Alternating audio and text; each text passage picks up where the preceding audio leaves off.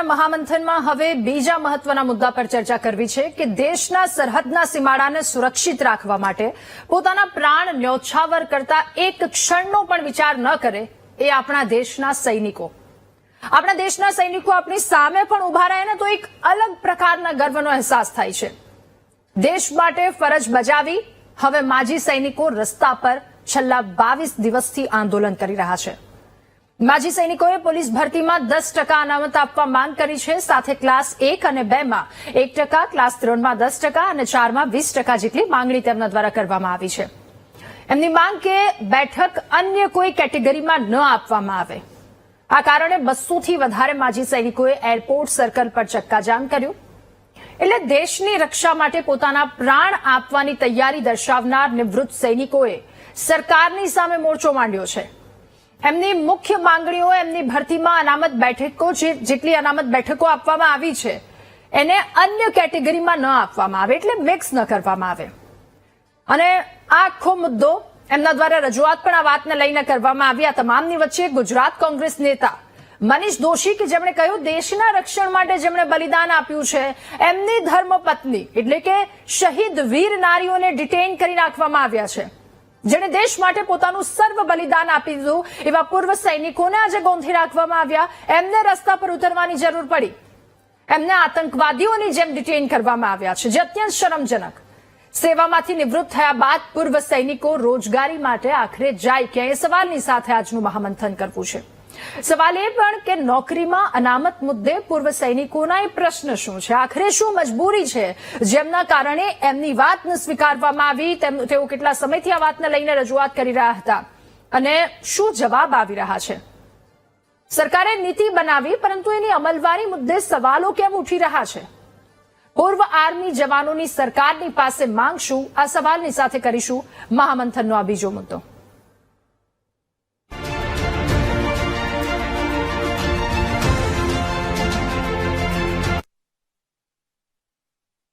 ત્યારે આજ મુદ્દે ચર્ચા કરવી છે. નેતા ભાજપ ઉર્વિશભાઈ કંથારિયા આપણી સાથે મહામંથનમાં જોડાયા છે. નેતા કોંગ્રેસ ડોક્ટર નિકુલભાઈ પટેલ આપણી સાથે જોડાયા છે.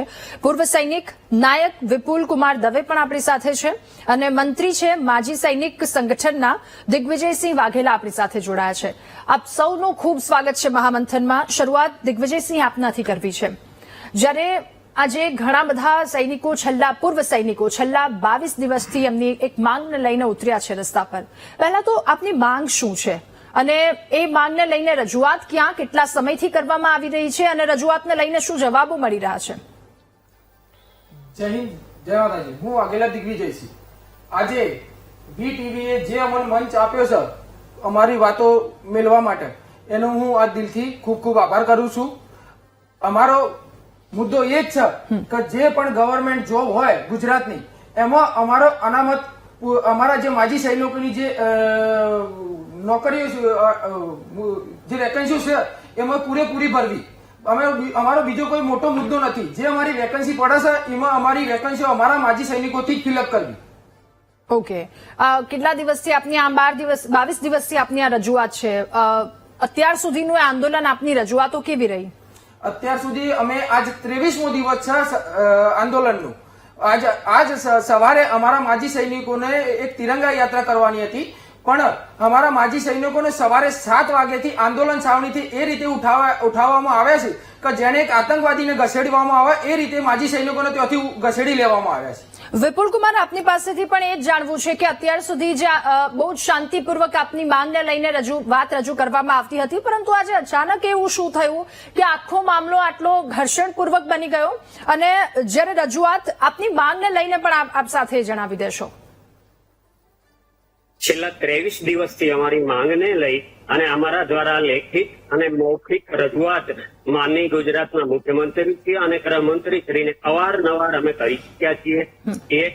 એ અન્વયે અમારી કન્ટિન્યુ મિટિંગોનો દોર પણ ચાલ્યો છે પરંતુ ક્યારેય નેગેટિવ રિપોર્ટ એમનો નથી પરંતુ એની સાથે પોઝિટિવ રિપોર્ટ પણ નથી. એ વાતનું અમને દુઃખ છે અને અમારે આજનું આયોજન એ ટાઈપનું ગુજરાત માજી સૈનિક સંગઠનના રાજ્ય પ્રમુખ શ્રી નિમાવત જીતેન્દ્ર દ્વારા આહવાન કરવામાં આવેલું કે નવા નિવૃત્ત સૈનિક ભાઈઓની વેકન્સી જે સંવિધાનિક 10% વેકન્સીઓ કરેલી છે.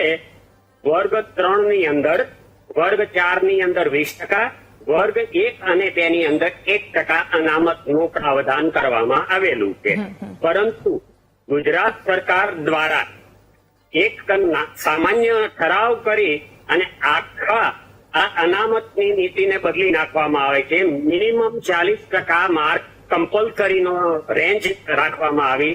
પરિણામે આપ પણ સમજી શકો છો કે આજથી 25 વર્ષ પહેલા અભ્યાસ કરેલો સ્ટુડન્ટ 20 વર્ષ આર્મી જેવા માહોલમાં રહીને આવેલો હોય અને આજના યુગના 18 વર્ષના 22 વર્ષના બાળકોની સાથે એક્ઝામ આપે તો એની સાથે ક્રાઇટેરિયામાં ઉભો રહી શકે? આ ગુજરાત સરકારને સમજાવવા માટેનું અમારું એકમાત્ર આયોજન છે અને ઉમ્મીદ રાખીએ છીએ કે મારો અવાજ સરકાર સુધી આપના માધ્યમથી પહોંચે. ધન્યવાદ. ઓકે, નિકુલભાઈ, હવે આપની પાસે આજે પૂર્વ સૈનિકો કે જેમને રસ્તા પર ઉતરવાની ફરજ પડી છે, જેમની એક માંગ અને તેમના દ્વારા અત્યારે એ પણ કહેવામાં આવ્યું કે સાંભળવામાં તમામ સવાલો તો આવી રહ્યા છે પરંતુ નિરાકરણ નથી આપવામાં આવતું. હવે અનામત તો રાખવામાં આવી છે પરંતુ એ નોકરી મળે એની પાછળના જે આંકડા છે એ આખું સ્ટેટિસ્ટિક છે એ ખૂબ જ વધારે કોમ્પ્લિકેટેડ દેખાઈ રહ્યું છે. નિકુલભાઈ, આર્મી જવાનોની જ્યારે આપણે વાત કરવામાં આવે તો હંમેશા આપણે એમના માટે એક રિસ્પેક્ટ હોય, કારણ કે એક એવી વ્યક્તિ છે સરહદ ઉપર પોતાના પરિવારને છોડીને દેશની રક્ષા માટે કામગીરી કરતા હોય છે. અને ખાસ કરીને હું કહેવા માંગીશ કે ઓપરેશન સિંદૂર થયું ત્યારે પ્રધાનમંત્રી તેમજ ભારતીય જનતા પાર્ટી તેમજ સમગ્ર દેશ તેમજ કોંગ્રેસ એમને જે નજરિયાથી જુએ છે એકદમ અલગ છે. આટલું બધું એમના માટે લાગણી હોવા છતાં પણ જ્યારે એમની નાનામાં નાની માંગણી ભારતીય જનતા પાર્ટીની ડબલ એન્જિનની સરકાર જો ગુજરાતમાં માન્ય ના રાખતી હોય તો ખૂબ જ દુઃખની વાત છે. આવી જ જે માંગણી જે અત્યારે મારા અગાઉ જે વક્તાએ બોલ્યા એવી જ સેમ માંગણી અનુસૂચિત જાતિના લોકોની અને અનુસૂચિત જનજાતિના લોકોની પણ છે. કારણ કે આ રજૂઆત જોડે હું પણ એકવાર સરકારને મળવા ગયો હતો અને આ રજૂઆતો સતત સરકારના કાન ઉપર મૂકવામાં આવે છે, સરકારના અધિકારીઓ જોડે મૂકવામાં આવે છે, સરકારના મંત્રીઓ જોડે મૂકવામાં આવે છે, પરંતુ સરકાર કેમ આ માંગણીઓને એ સ્વીકારતી નથી એક બહુ ચિંતાનો વિષય છે.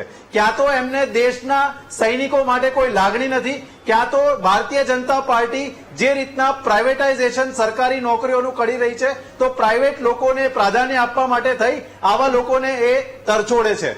ખાસ એટલું જ કહેવા માંગીશ કે ભારતીય જનતા પાર્ટી કોઈ પણ જગ્યાએ પોતાના શું કહેવાય કે સંવિધાનિક જોગવાઈઓ ફોલો નથી કરી રહી. એટલે જ કોંગ્રેસ હંમેશા કહે છે કે સંવિધાન ખતરામાં છે.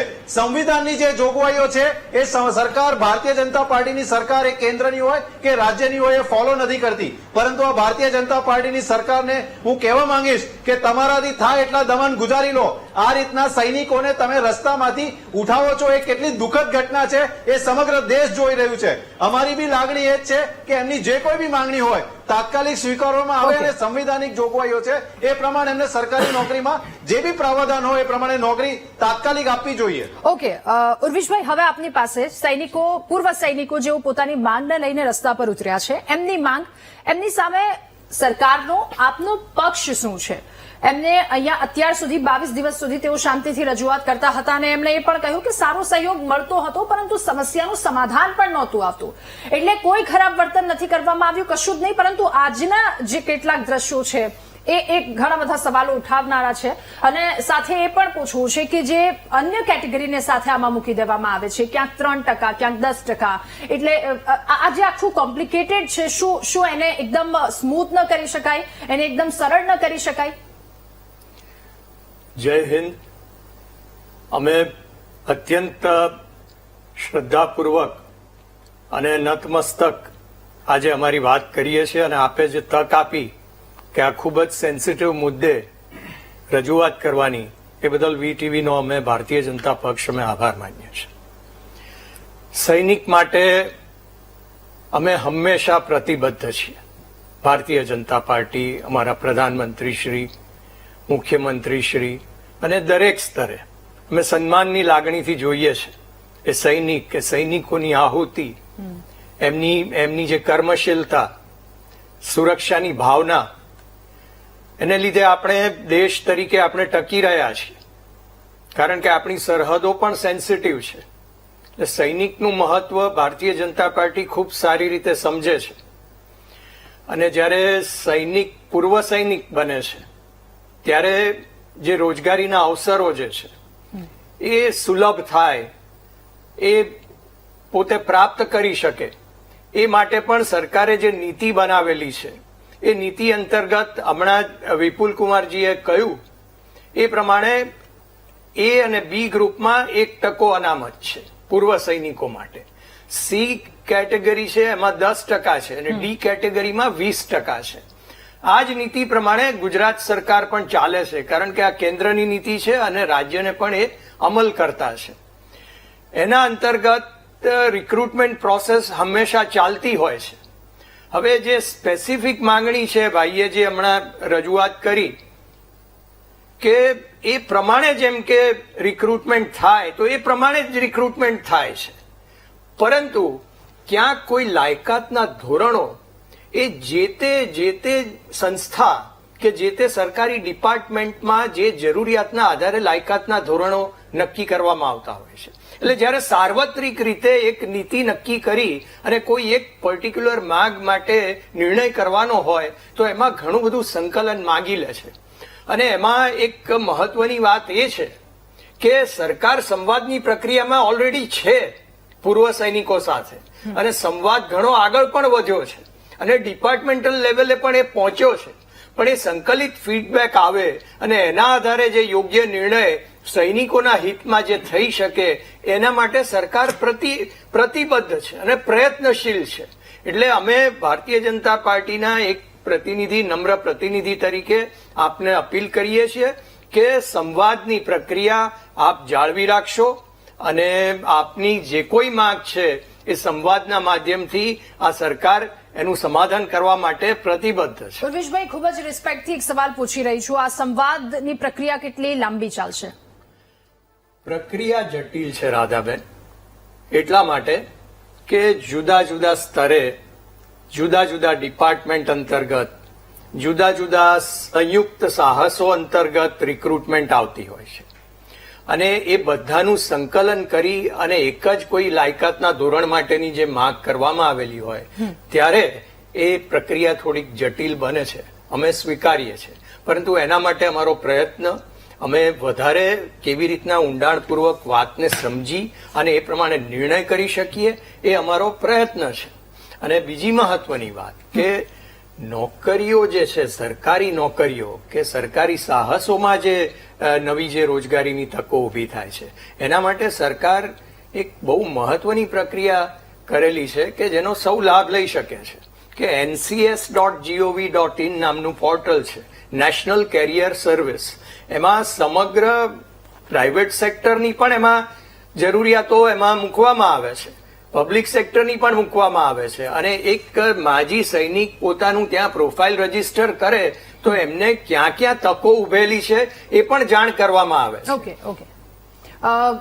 વિપુલભાઈ, ફરી એકવાર આપની પાસે કે જે વાત આખી થઈ અને રજૂઆત કરવા માટે આપ નીકળ્યા, મહારેલીનું આયોજન, પરંતુ એ રેલી થાય એ પહેલા જ અટકાયત કરવામાં આવી અને ઘર્ષણ થયું. તો એ વાતચીત શું હતી ત્યારનો, એ જે સમય હતો ત્યારે શું થયું કે જેના કારણે આટલું બધું ઘર્ષણ થઈ ગયું? અમારા સંગઠન તરફથી રેલીનું આયોજન અમે બપોરે 12 વાગ્યાની આજુબાજુનું સમયનું નક્કી કરવામાં આવેલું હતું. સમગ્ર ગુજરાતના તમામ જિલ્લાના જિલ્લા હોદ્દેદારો, તાલુકાના તાલુકા હોદ્દેદારશ્રીઓ સૌ છાવણીમાં હાજર રહેવા માટે આવી રહ્યા હતા. ત્યારે નામદાર ગુજરાત સરકારને એક વાક્ય તો કહેવું પડે એવું છે કે અમદાવાદ અને ગાંધીનગરની એન્ટ્રીના તમામ એન્ટ્રન્સ પોઈન્ટ પર પોલીસો અને એસઆરપીઓને ખડકી દેવામાં આવી. જે રીતે અમે તાજ હોટલની અંદર ઓપરેશન કર્યું હતું એ રીતે અમારી સાથે આજે ઓપરેશન કરવામાં આવ્યું. એક એક્સ સર્વિસમેનને 4 થી 5 પોલીસ કોન્સ્ટેબલોએ જેઓ એમના સંતાનોની ઉંમરના છે એવાએ ઇન્સલ્ટ કરી અને બસોમાં ભર્યા. અમારી વૃદ્ધ શહીદ બહેનો, શહીદ પત્નીઓ, જે વિડો બહેનો છે અમારી, એની સાથે પણ અભદ્ર વર્તન કરવામાં આવ્યું. આ સરકાર શ્રી દ્વારા નિમાયેલા નુમાઇંદાઓ દ્વારા જે ખરેખર સૈનિકોના લોહીને ઉશ્કેરી શકે એવી મેટર હતી. અને છાવણી ઉપરથી અર્લી મોર્નિંગ દરેકને એરેસ્ટ કરી લેવામાં આવ્યા. એ શાંતિપૂર્વક 23 દિવસથી અનશન પર બેઠેલા છે, એમને પહેલા અંધારાના સમયમાં જ તે એરેસ્ટ કરી લેવામાં આવે, જાણે કોઈ ચોર ઉચકા હાથમાં આવી ગયા હોય એ રીતે. આ સરકારે ભારતીય સેનાના ભૂતપૂર્વ સૈનિકોનું ઘોર અપમાન કર્યું છે અને ઓલ ગુજરાતના માજી સૈનિક સંગઠનના પ્રમુખ શ્રી નિમાવત જીતેન્દ્રને અત્યાર સુધી કોંધીને રાખવામાં આવ્યા છે. જો એમને નહીં છોડવામાં આવે તો અત્યાર સુધી આ લડત ગુજરાત રાજ્યના માજી સૈનિકો પૂરતી હતી એમ 2022માં રાજસ્થાન, મધ્યપ્રદેશ, હરિયાણા, પંજાબ વગેરેથી નિવૃત્ત સૈનિકોએ ગુજરાતની અંદર આવવાનું ચાલુ કર્યું હતું. એ દોર વધીને 1 વીકની અંદર શરૂ થવાની શક્યતા છે. માટે માન્યવર શ્રીને ઉર્વિશભાઈને કહેવા માંગુ છું કે વહેલી તકે આ વાર્તાઓનો દોર શરૂ કરો અને પૂર્ણ કરો. અમે 2022 થી આ અંગે વારંવાર રજૂઆતો કરી છે અને સરકારશ્રીના, મને એક વાક્યનો વધારે સમય આપજો, સરકારશ્રી દ્વારા નિમાયેલા સચિવશ્રીઓ દ્વારા ચાલેલી પોલિસીની અંદર ફક્ત એક વાક્યનો ફરક કરવામાં આવે, જેનું પરિણામ હું આપણી ચેનલની માધ્યમથી સમગ્ર ગુજરાતની સિવિલ જનતાને સમજાવવા માંગુ છું. એક આર્મીના યુનિટની અંદર 700 થી 1000 જવાનો કાર્યરત હોય છે, જેમાંથી ક્લાર્ક અને એસકેટી એટલે કે સ્ટોર કીપર એની સંખ્યા વધુમાં વધુ 35 અને ઓછામાં ઓછી 5 થી 10 હોય છે. સરકારશ્રીનો ઠરાવ હતો કે એમને પે સિક્યોરનો નિવૃત્ત સૈનિક જ્યારે રાજ્ય સરકારમાં લાગે ત્યારે આ લાભ આપવાનો થાય છે, પરંતુ આ ઠરાવની અંદર માત્ર એક શબ્દ ઉમેરવામાં આવ્યો, જો એસકેટી ઓબ્લિક ક્લાર્ક હોય તો એમને આ પે સિક્યોરનો લાભ આપવાનો થાય છે. પરંતુ આ એક વાક્યના આધારે એક આર્મીની યુનિટના 700 જવાનમાંથી આઈ થિંક 670 જવાનોને નવરા કરી દેવામાં આવ્યા, કિનારે કરી દેવામાં. આ સરકારની પોલિસી સાથે અમારે વાંધો છે, જે આપના માધ્યમથી હું ગુજરાતની જનતાને જણાવવા માંગુ છું. ઓકે, ઉર્વિશભાઈ, વિપુલભાઈએ જે વાત કહી કે આ પોલિસીની સામે વાંધો છે, અને બીજી એક વાત તેમના દ્વારા કહેવામાં આવી કે તાજમાં જેઓ લડ્યા છે, દેશ ઉપર કોઈ આંગળી ઉઠાવીને કેમ જાય, એમની સાથે પોલીસે આજે આવું વર્તન કર્યું, એ બિલકુલ ન ચલાવી શકાય ને ઉર્વિશભાઈ? ચોક્કસ. સૌપ્રથમ તો જે વર્તન અંગે જે વાત છે અને જે વિપુલજીએ એમની જે સંવેદના વ્યક્ત કરી એ ખૂબ જ સંવેદનશીલ બાબત છે અને એ બાબતે અત્યારે હું આપને આશ્વસ્ત કરવા માંગુ છું કે આ જે આપ વ્યક્ત કરી રહ્યા છો એ માત્ર કોઈ ડિબેટનો વિષય નથી અમારા માટે. અમારે આપની જે વ્યથા જે છે એને વધારે સારી રીતે સમજવાનો સતત અમે પ્રયત્ન કરતા હોઈએ છીએ. એટલે આ ટીવી ડિબેટ પણ અમારા જે નેતા છે, જે મંત્રીઓ છે કે જે તે પોલિસી મેકર્સ છે એ પણ જોતા હોય છે અને આપની વાત એમના સુધી પહોંચે એ માટે અમારી સિસ્ટમ પણ પ્રયત્નશીલ હોય છે. એટલે જે કોઈ આપણે રજૂઆત કરી છે એ રજૂઆત પ્રમાણે શું થઈ શકે એ વેલ્યુ એડિશન આપે કરી છે એ માટે અમે આપના આભારી છીએ. ઓકે, દિગ્વિજયસિંહ, ફરી એકવાર આપની પાસે, હવે આમાં શું થઈ શકે અને જે જીતેન્દ્ર નિમાવતની વાત કરવામાં આવી છે, જીતેન્દ્રભાઈ નિમાવતની, એમની જે મુક્તિને લઈને વાત કરવામાં આવી છે, એ કેટલા સમયમાં એમને લઈને માંગ શું છે અને હવે આગળ શું થવું જોઈએ આપના મતે? અત્યારે નિમાવત સાહેબને ક્યાં એરેસ્ટ કરવામાં આવે છે કે ક્યાં રાખવામાં આવે છે એ અમારા જોડે કોઈ માહિતી નથી અત્યાર સુધી. એમનો ફોન પણ એમની પાસેથી છીનવી લેવામાં આવ્યો છે. જબ આજ અમારા હોદ્દેદારની આ હાલત હોય તો બીજા માજી સૈનિકનું કાલે શું થશે? અત્યારે એમની અમારા જોડે કોઈ વાત જ નહીં થઈ શકતી. એમના જોડે ફોને છીનવી લેવામાં આવ્યા છે. અને બીજી વાત સાહેબને કહેવા માંગુ છું કે વર્ક ફોર્મમાં તો અમારી વેકન્સીઓ બંધ કરી દેવામાં આવી છે. વર્ક ફોર્મમાં જે વેકન્સી હતી 20%, એ 20% તો અત્યારે બધું પ્રાઇવેટીકરણ કરવામાં આવ્યું છે. અને ત્રીજી વાત એ કહેવા માંગુ છું કે સરકાર જો એમ કહેતી હોય કે અમે માજી સૈનિકો માટે સંવેદનશીલ છે તો અત્યારે ગાંધીનગરથી જ આવું છું. અમારા જે આંદોલન છાવણીનો જે ટેન્ટ બાંધવામાં આવ્યો હતો એને એ તોડાઈ નંખાયો ને બધું ઉખેડાઈ નંખાયું. અત્યારે અમારા માજી સૈનિકો જે ગુજરાતના દૂર દરાજ વિસ્તારોમાંથી આવ્યા છે એ અત્યારે કઈ જગ્યાએ રોકાશે, રાતે કઈ જગ્યાએ રહેશે? અને પોલીસ દ્વારા અમારા પાસે એવું વલણ કરવામાં આવ્યું કે જે એક અમે આતંકવાદી સાથે બી નથી કરતા. ઓકે, નિકુલભાઈ, ફરી એકવાર આપની પાસે આમાં પ્રોબ્લેમ ત્યાં આવી રહી છે કે જ્યાં કોન્ટ્રાક્ટ બેઝ પર આખી આ ભરતી કરવામાં આવી રહી છે, રિન્યુ જે કરવામાં જે તે વ્યક્તિ જે પદ પર બેઠો છે એ ફરી એકવાર રિન્યુ થઈ જાય છે, રિન્યુ થતી રહે છે અને એના કારણે બીજાને લાભ નથી મળતો. આ વાત છે એનો ક્યાંક અહીંયા આખો પડઘો પડ્યો હોય એ સ્થિતિ છે. નિકુલભાઈ, સૌ પ્રથમ નીતિઓ બહુ સ્પષ્ટ છે. ખાસ કરીને વર્ગ 4માં જે પ્રમાણે ભરતીઓ તમે જુઓ તો સરકારની ભરતીઓ ખાસા ટાઈમથી સ્થગિત છે અને એના લીધે આર્મી મેનને તકલીફો પડી રહી છે. અને જે લોકો આર્મીમાં જાય છે એનું એક વિઝન હોય છે કે હું શોર્ટ સર્વિસ કરીને કે આર્મીમાં જઈને પછી મારા પછીના જે જીવન છે એ હું સરકારમાં સેવામાં આપીશ. પરંતુ જો ભારતીય જનતા પાર્ટીની સરકાર આવું જ વલણ રાખશે તો મને એવું સ્પષ્ટ લાગે છે કે લોકો આર્મીમાં જવા માટે બી ગભરાશે કે આપણે જો પછી જઈને આ પોલીસોના દંડા જ ખાવાના છે તો શું કરવા આપણે જઈને આપણી જીવનના કિંમતી સમય ત્યાં આપવું જોઈએ. મારા ખ્યાલથી કોઈ પણ જાતના તકલીફ છે નહીં, પરંતુ જે સીધી ભરતીઓની વાત છે એની અંદર સરકાર આંખ આડા કાન કરી રહી છે. અને મારા મિત્રએ જ કીધું આગળ કે પ્રાઇવેટાઇઝેશન તરફ જે સરકાર ઝોક મૂકી રહી છે એની અંદર ખાસ કરીને જે રિઝર્વેશન્સ છે એને અસર પડી રહી છે. અને જયારે આર્મી મેનોની જયારે અસર પડી રહી છે તો ડેફિનેટલી ખૂબ ચિંતાનો વિષય છે. તમે કોંગ્રેસના આગેવાનોને પોલીસ પકડી જાય, દંડા મારે તો શું કહે કે બધું ઉઠાવી લો ત્યાં સુધીની વાત તો સમજી શકાય છે, પરંતુ આજે સામાન્ય જનતા જોડે બી તમે આવું કરો છો ને ખાસ કરીને આપણા આર્મી જવાનો જોડે આવું કરો છો તો આની પાછળ પોલીસનો વાંક નથી. જે સરકારમાં બેઠેલા લોકો છે જે આદેશ આપે છે અને ખાસ કરીને ગૃહ મંત્રાલય આના માટે સમગ્ર જવાબદાર છે. એ જવાબદારી સ્વીકારીને આ તાત્કાલિક આનો નિર્ણય લાવવા માટે અભિગમ અપનાવવો જોઈએ. એની જગ્યાએ તમે પોલીસના ખડકલા ગોઠવી દો, પોલીસને બોલાવી લો, પોલીસ દ્વારા એ લોકોને અરેસ્ટ કરાવો, એમના આગેવાનોને ક્યાં પહોંચાડે છે એમને ખબર ના હોય તો આ કઈ રીતનું વાતાવરણ છે આ ગુજરાતની અંદર એ ખબર નથી પડતી. એટલે જ અમે દર વખતે કહીએ છીએ કે સંવિધાન ખતરામાં છે, સંવિધાનની જોગવાઈઓ ખતરામાં છે. પરંતુ જનતાને હું જણાવવા માંગીશ કે હજી બી જાગવાનો સમય છે. આ ભારતીય જનતા પાર્ટીની સરકાર જો આર્મી પર આવું કરી શકતી હોય તો તમારી જોડે બી કરી શકે છે. ઓકે ઉર્વેશભાઈ, ફટાફટ આપની પાસેથી અંતિમ પ્રતિક્રિયા મેળવવી છે, સાથે એ વાતનો જવાબ પણ મેળવવો છે કે પૂર્વ સૈનિકો આ વાતને લઈને જયારે માંગ પર ઉતર્યા છે એમની માંગ ખૂબ વધારે ઝડપથી સંતોષાય તેને લઈને પગલાં લેવામાં આવે અને સાથે સેવા નિવૃત્તિ થયા પછી હવે બીજો રસ્તો શું, ઓપ્શન શું, જ્યાં ખુલ્લા મૂકવામાં આવ્યા છે ત્યાં તો પછી આ પ્રકારની વસ્તુ ન થવી જોઈએ. સૌપ્રથમ તો આજે જે પ્રમાણે લાગણી દુભાઈ છે તેવી એક ફિલિંગ ક્રિએટ થઈ છે. એના માટે ચોક્કસ સરકારે વાતને ધ્યાનમાં લેશે અને જે કોઈ તાત્કાલિક પગલાં લેવાની જરૂર છે એ પ્રમાણે યોગ્ય કાર્યવાહી કરશે. બીજી મહત્વની વાત છે કે નીતિ આધારિત જે સવલત છે માજી સૈનિકને એ કેવી રીતે વધારે સરળતાથી એમના સુધી પહોંચી શકે એ માટે પણ સરકાર પ્રતિબદ્ધ છે.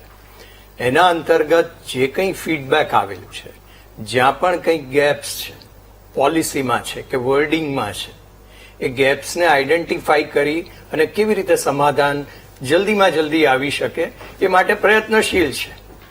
કારણ કે ભાઈએ હમણાં વાત કરી ઓપરેશન સિંદૂર, તો ઓપરેશન સિંદૂરની આ ફ્રન્ટલાઈન છે, ભલે એક્સ આર્મી મેન છે, પણ ઓપરેશન સિંદૂર પણ એક પ્રક્રિયા છે અને એ પ્રક્રિયાના ભાગીદાર તમામ એમનું સન્માન જળવાય, એમની લાગણી ના દુભાય, એ અમારી પવિત્ર ફરજ છે. ઓકે દિગ્વિજયસિંહ, આપની પાસે ફરી એકવાર અંતિમ પ્રતિક્રિયા અને સાથે આપની વાત પણ.